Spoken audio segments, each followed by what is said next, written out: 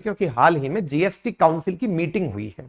GST council ने कहा है कि ऑनलाइन गेमिंग और हॉर्स की रेसिंग, जैसे कुछ लोग घोड़े दौड़ाते हैं, जैसे आप हॉर्स ट्रेडिंग के रूप में जानते हैं कि भाई मेरा घोड़ा जीतेगा टाइप से, और कैसीनो जैसे कि गोवा वगैरह कहीं घूमने जाते हैं कैसीनोज पर, तो जो पैसा लगाएंगे उस पर 28% जीएसटी देना होगा। ये खबर तो आई, लेकिन साहब इस खबर से पहले हम आपको पूरी तरह से पूरी दुनियाबाजी समझाते हैं कि चल क्या रहा है।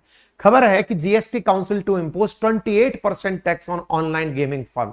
और तो और कुछ राहत की बात भी जीएसटी काउंसिल ने की है कि पॉपकॉर्न सस्ते हो गए, क्या हो गया वो सब बताएंगे, लेकिन फिलहाल के लिए मुद्दे पर आते हैं। चलिए, सबसे पहले आपके सामने तस्वीर है, और तस्वीर है तंबाकू के पैकेट की, जिस पर बोल्ड लेटर्स में लिखा है चेतावनी, तंबाकू से मुंह का कैंसर होता है, डिक्लेयर कर रखा है। लेकिन जनाब, तंबाकू का मार्केट हजारों करोड़ का है देश में, और तो और जहां तहां देखो, जिन सेलिब्रिटीज को मानो, जिनकी फिल्मों के लिए हुटिंग करो, जिनमें से कई लोग तो अपना जिन्हें आइडियल मानते हैं, वो तस्वीरों में विज्ञापन करते हुए पाए जाते हैं। हां, लेकिन तंबाकू का नहीं करते साहब। ये तरीका बहुत तगड़ा है इनके पास। तरीका यह है कि ये तो कहते हैं हम तो इलायची का विज्ञापन कर रहे हैं। वो क्या हुआ कि आपको किसी कंपनी का नाम पता चल गया, हमने तो इलायची का विज्ञापन किया था ना बाबा ना, अपन ने गलती नहीं करी है। आपको इस नाम से अगर कोई और चीज मिल गई तो वो आपकी हेडेक है। हम तो पाक साफ हैं, हम तो इलायची खाते हैं। समझ नहीं आ रहा है, इतनी इलायची ना तो कोई खाता दिख रहा है ना कोई बेचता दिख रहा है, लेकिन बड़े बड़े विज्ञापन करता इन सेलिब्रिटीज को बड़े बड़े बोर्डिंग होल्डिंग इन पर लगा लगा कर विज्ञापन करवाते हैं कि साहब बेचो इलायची। और हिडन इसके अंदर बिक क्या रहा होता है, इलायची के नाम पर गुटके बिक रहे होते हैं। हम नाम इसलिए नहीं लेंगे, पता चले कि हमारे ऊपर भी कोई ना कोई किसी ना किसी का दबाव आ जाए, इसलिए आप समझ जाइए, समझदार को इशारा काफी है जी। फिलहाल के लिए विज्ञापन में दिखाए गए उत्पाद में चीनी मिली है, दिखाने के लिए क्या किया गया है, आपको केवल इलायची दिखाई गई है। और आप जहां तहां देख रहे हैं फिल्म सुपरस्टार्स को कि लो साहब खाओ इलायची, इधर बड़े बड़े क्रिकेटर्स को देख रहे हैं खाओ इलायची। आपको समझ में नहीं आ गया यार इतना इलायची का फैशन कैसे आ गया। आपको पता है कि इलायची के नाम पर दुकान तक आपको ले जा रहे हैं तंबाकू बिकवाने, आपको पता चले इस नाम की तंबाकू आती है।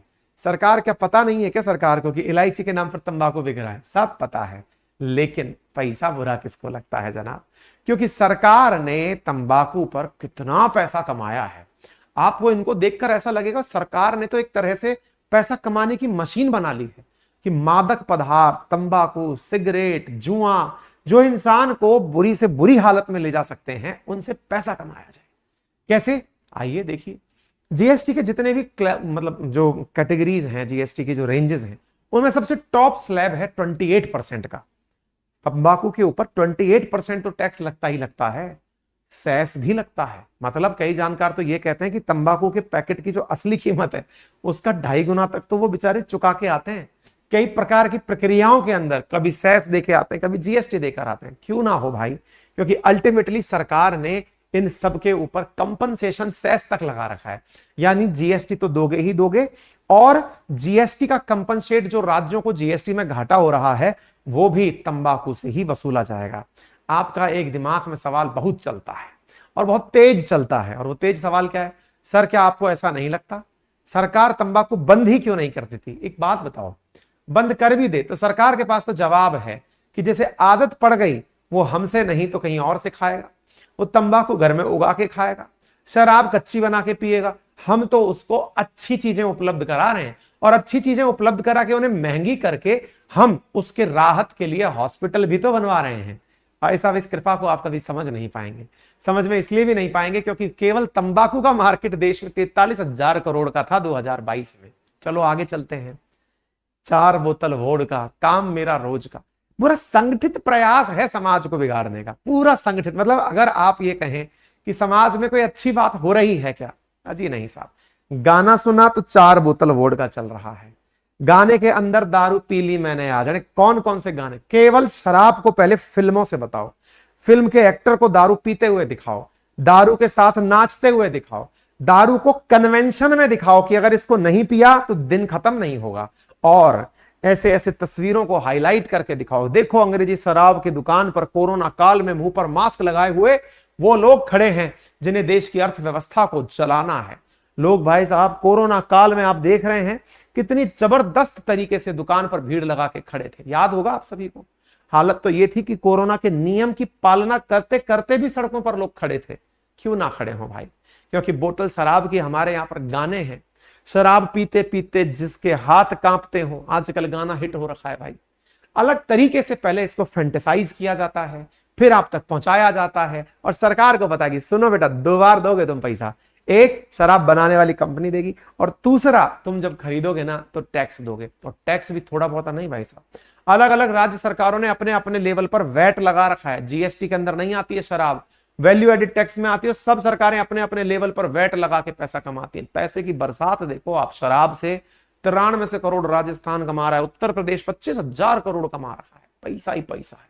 और ये कैसे मिल रहा है आपको? अगर सत्कर्म के प्रति कोई आस्थावान बना दे तो आप तो देश की इकोनॉमी के लिए नुकसानदायक हो जाएंगे। सोचिए ना जरा, अगर आप में से सारे लोग सुधर जाएं, हमारे समाज के सब लोग सुधर जाएं, तंबाकू नहीं खाएंगे, शराब नहीं पिएंगे, जुआ नहीं खेलेंगे, सट्टेबाजी नहीं करेंगे, भाई साहब देश की इकोनॉमी लग रहा है पैरालाइज्ड हो जाएगी कि अरे भाई चलेगा कैसे, पियो भाई। शायद इसी वजह से सरकार जीएसटी काउंसिल की मदद से इन पर टैक्स तो बढ़ाती है लेकिन इन्हें मना नहीं करती है।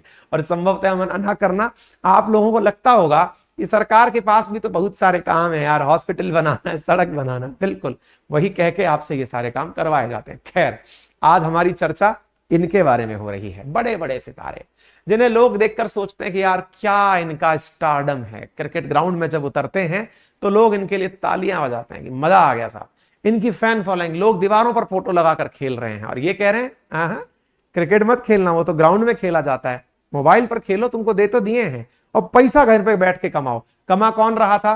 शाहरुख खान पहले कमा रहा था, विराट कोहली कमा रहा था, तुम भी कमाओ। और ये स्किल का गेम है। बाय द वे, स्किल का गेम करके हमने भी कई बार आप लोगों के सामने कुछ विज्ञापन किए हमको, लेकिन विद्यार्थियों की तरफ से ये अपील आई कि नहीं सर, इस स्किल के गेम में एडिक्शन है। हमने उसी दिन, और हमको इस घटना को लगभग अब 7 से 8 महीने से अधिक का समय हो चुका है जब से हमने इन पूरी तरह से विज्ञापनों को रोक लगा दी। हमें विज्ञापन इसमें बहुत मिलते थे, बहुत मोटा पैसा होता है इन विज्ञापनों में भाई, इन विज्ञापनों को करने में गजब पैसा मिलता है। लेकिन हमने कहा नहीं, ये समाज को अगर बिगाड़ रहा है और हमारा नैतिक दायित्व है कि ये समाज को, तो हम थोड़ी कंजूसी कर लेंगे। करने दो जिन्हें कमाना है, सरकार को कमाना है, सरकार कमाए। कितना सरकार कमाती है उसका एक बार आइडिया ले लीजिए। फैंटेसी स्पोर्ट ने 24,000 करोड़ रुपए देने हैं सरकार को वर्ष 2025 तक कमा के। आप सोचिए, इतना करोड़ रुपए का सरकार को केवल आप जो स्किल गेम के नाम पर सट्टा या जुआ खेल रहे हैं ना, उससे मिलने वाला है। आपको जानकर आश्चर्य होगा, 2021 में जहां ये जो स्किल्ड गेम जिन्हें कहा जा रहा है उनसे 5200 करोड़ मिलते थे, वहां 2025 में 24,000 करोड़ की अनुमानित आय है सरकार की। इस टैक्स से इतना पैसा मिलेगा क्यों? क्योंकि जीएसटी आ चुका है। जीएसटी कौन?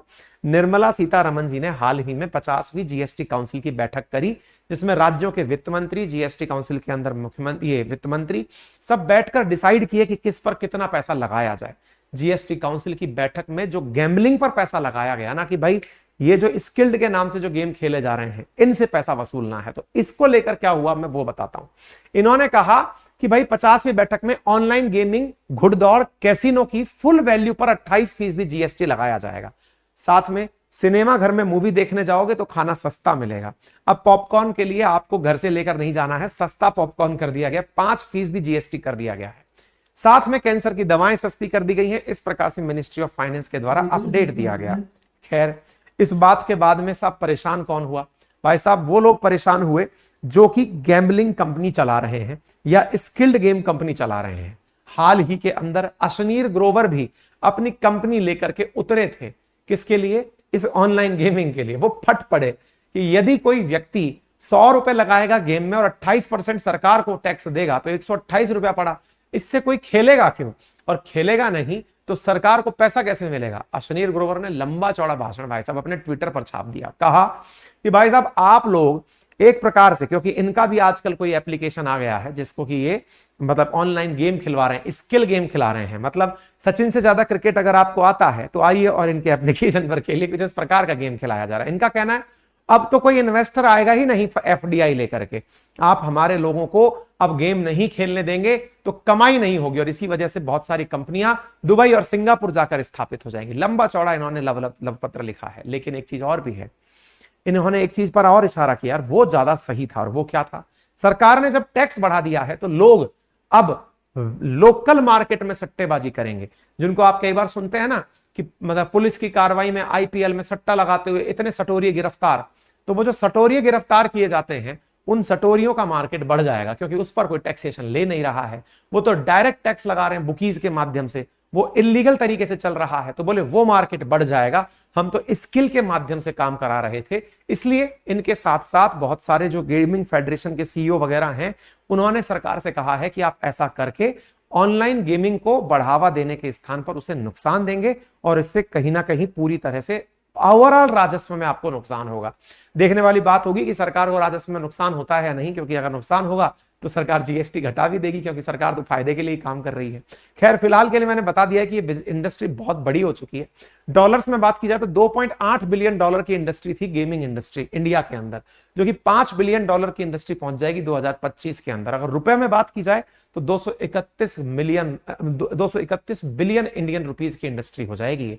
दुनिया में टॉप 10 जो गेमिंग मार्केट है उसमें चाइना सबसे ऊपर है, US, Japan, south Korea, UK, India छठे स्थान पर इसमें आता है। और तो और जीएसटी काउंसिल ने कुछ राहत भी दी है कि फिल्म देखने जाना है तो पॉपकॉर्न सस्ता खाना है, अब सस्ता कर दिया गया है। 18% जीएसटी के स्थान पर 5% जीएसटी मिलेगा। खाने के साथ साथ अगर आपको और भी कोई मटेरियल चाहिए तो वहां पर आपको सस्ते मिल जाएंगे, ऐसा सरकार के द्वारा अनाउंस किया गया है। इतना ही नहीं, और कुछ ऐसी चीजें जिनकी वजह से, जैसे कि दवाइयां हैं कैंसर पीड़ितों के लिए, उन्हें जीएसटी से राहत दे दिया गया है सरकार के द्वारा। कैंसर की जो दवा है उसको जीएसटी फ्री करने की मांग थी, इसी के कारण उसी के अंदर ग्रुप ऑफ मिनिस्टर्स ने इस बात पर करते हुए कहा कि ग्रुप ऑफ मिनिस्टर्स ने कहा कि इस दवा पर अभी 12% जीएसटी लगता है। टॉक्स पर 6 छूट देने की मांग की गई थी। रेयर डिजीज से जो पीड़ित हैं उन्हें इस बारे में लाभ देने की घोषणा की गई है। ठीक है ना।